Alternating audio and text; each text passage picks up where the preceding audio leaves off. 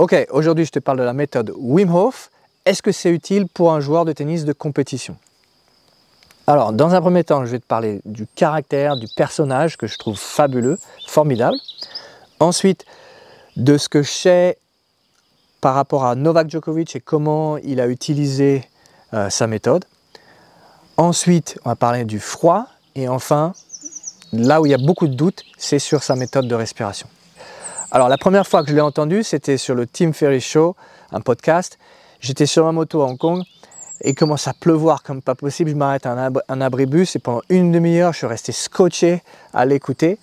De telle sorte que j'appelle ma femme, je dis, je suis tombé sur un gars incroyable.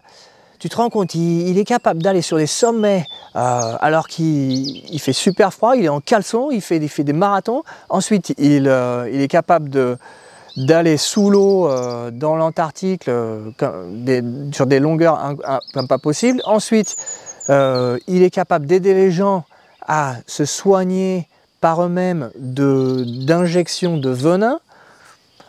Incroyable, je veux comprendre comment il fait. Bref, super inspirant. Et à chaque fois que j'ai écouté des interviews de lui, j'ai trouvé encore une fois super inspirant. Et il a inspiré à ce jour des milliers et des millions de personnes à respirer, à aller dans le froid et à grosso modo reprendre en charge la responsabilité de leur santé. Et ça, je trouve ça magnifique. Bravo à lui. D'autres choses que je trouve touchantes aussi, c'est qu'il a commencé cette méthode parce que c'était la seule chose qu'il trouvait qui l'aidait à ne plus sentir la douleur d'avoir perdu sa femme qui était décédée d'une manière rapide, si je comprends bien. Voilà, enfin, les valeurs qu'il prône, les valeurs pour être fort physiquement et mentalement, voilà, tout ça, c'est des choses que j'ai en commun. Donc, voilà, encore une fois, le personnage fabuleux, Wim, si tu m'écoutes, merci pour tout ce que tu as fait. Ensuite, Djokovic, oui, il y a une vidéo de Djokovic et de Wim Hof, tu peux la voir sur internet, elle est super et là aussi ils parlent de reprendre en charge leur santé de l'intérieur, donc je t'invite à l'écouter, elle est top. Je sais que Novak, ce que m'a dit, je ne sais plus si c'est un coach ou un joueur, m'a dit récemment qu'à l'intersaison 2023-2024, quand il était avec Hamad Medjanovic, il lui expliquait que avant chaque match, il faisait la méthode de respiration de Wim Hof. Alors on pourrait se dire, ah bah c'est génial, ça veut dire que c'est top cette respiration. Bah attends, je vais te parler de ça dans une minute. Pas si sûr, voilà. Même si c'est Novak, et tout le respect à Novak et ce qu'il a fait, c'est fabuleux, bah oui, je suis pas si sûr. Alors par contre, là où je dirais à 100% c'est top, c'est sur le froid. Le froid, les bains glacés, c'est génial pour plein de choses. Ça développe tes mitochondries, ça veut dire que ça développe ton endurance.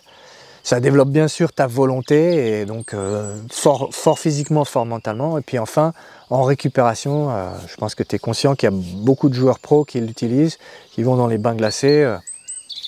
Typiquement, je crois que c'est 30 secondes dans l'eau glacée, je ressors 1 minute 30 et je recommence ça 3 fois. Voire un peu plus long si tu peux. Ok, parlons de sa méthode de respiration. Qu'est-ce que c'est? Sa méthode, c'est j'inspire, grande inspire, je laisse aller. 30 à 40 fois. Une fois que j'ai fait ça, j'expire donc, une dernière expiration, et je retiens ma respiration. Je retiens pendant 1 minute 30 à 2 minutes. Tu vas voir que tu tiens plus longtemps que d'habitude. Pourquoi? Parce que tu court-circuites en quelque sorte le besoin de respirer en faisant cette respiration. Et pourquoi tu court-circuites? Parce que ce besoin est lié avec le montant de dioxyde de carbone que tu as en toi. Alors si tu veux avoir plus de précision, tu prends un oxymètre qui se met sur le doigt et tu vois combien tu as d'oxygène dans ton corps. Donc généralement, en temps normal, tu as 97%. Quand tu fais cette respiration, donc cette hyperventilation, tu arrives grosso modo à 99 voire 100%. Alors tu vas me dire, ah, c'est génial, 100% d'oxygène, c'est top. Bah non, pas vraiment. Pourquoi? Parce que comme je viens de te dire, tu court-circuites le besoin de respirer. Bon, tu vas me dire, bon, Qu'est-ce que c'est pas grave, à un moment donné, tu vas ressentir à nouveau le besoin. Ok, très bien. Par contre, le souci, c'est qu'on a besoin du dioxyde de carbone. Non seulement on en a besoin davantage sur notre planète, comme contrairement à ce qui est dit, mais on en a besoin pour notre corps, pour les passages de l'oxygène dans notre corps, dans notre sang. Alors, quand tu fais ces 30 à 40 respirations, tu vas sentir des petits fourmillements dans tes doigts. Tu vas peut-être sentir aussi, tu vas être léger, tu vas un peu sentir, comment dire, déboussolé au niveau de la tête. Qu'est-ce que c'est ça? C'est l'oxygène qui ne passe plus dans le sang, donc qui ne passe plus dans le cerveau, qui ne passe plus dans notre circulation sanguine. Ok. Alors tu vas me dire, et alors? Et alors, les soucis principaux de cette hyperventilation sont les suivants. 1, au niveau de la circulation sanguine, c'est moyen. 2, certaines personnes disent qu'en ayant fait ce type de respiration tous les jours pendant une bonne durée, à un moment donné, ils commencent à oublier des choses, ils ont l'impression que leur cerveau ne fonctionne plus normalement. Et il redevient normal quand ils arrêtent de faire ce type de respiration. Bon, jusque-là, ok.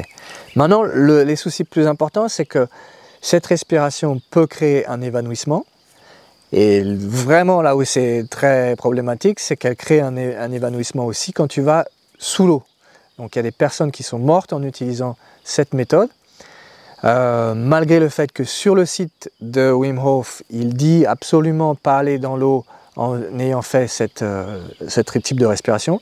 Lui-même le fait dans ses séminaires, donc ça pose un peu un problème.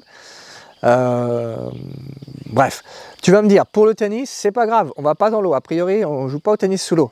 Ok, très bien. Voilà, donc ce que tu comprends, c'est que cette méthode crée du stress. Alors Wim dit c'est un stress positif. Ok, peut-être, alors peut-être c'est une question de dose. Est-ce que tu as envie de ce stress, même s'il est positif, avant un match? Apparemment, Novak pense que oui. Même si je sais pas, je suis pas intime avec Novak, je ne sais pas s'il fait ça tout le temps.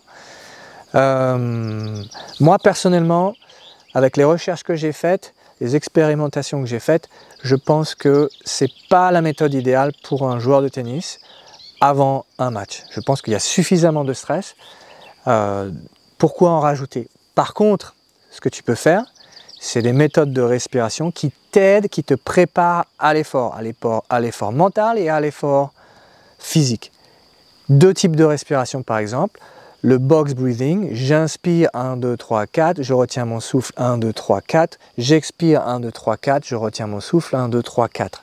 Voilà, 3 minutes comme ça et tu vas être prêt, à la fois tu vas être stimulé et à la fois calme en même temps. Si tu veux une méthode encore juste pour te donner du calme, tu as le triangle, c'est j'inspire 1, 2, 3, 4, j'expire 1, 2, 3, 4 et je retiens jusqu'à 12, voire plus même. Voilà, tout ça, ça aide à être capable d'absorber, d'avoir plus de dioxyde de carbone et donc de pouvoir intégrer plus d'oxygène dans ton corps, ce qui fait que tu vas rester calme plus longtemps, c'est super important au tennis, et ton rythme cardiaque va rester plus bas plus longtemps, ce qui est aussi super important au tennis. La plupart des joueurs de haut niveau qui gagnent, les joueurs de haut niveau qui gagnent en général sont ceux qui ont le rythme cardiaque qui reste le plus bas. Donc super intéressant. Pour conclure, j'adore Wim Hof, je trouve que c'est fabuleux tout ce qu'il a fait, bravo à lui et bravo pour inspirer tant de monde à prendre soin de leur santé et être plus fort physiquement et mentalement. Pour ce qui est du froid, en tant que joueur de tennis, vas-y fonce, que ce soit en période d'entraînement ou que ce soit en récupération, c'est génial. Par contre, pour ce qui est de la respiration, je pense qu'il y a des meilleures méthodes. J'en parle dans mon cours sur la respiration. Là, je viens de t'en proposer 2. À toi de voir. Maintenant, si tu as envie de me faire des commentaires ici dans cette vidéo, c'est le bienvenu. Si tu as expérimenté la méthode de Wim Hof et sa respiration avant un match de compétition, je serais très content d'entendre de ton expérience. Bonne respiration à toi et bon match à toi.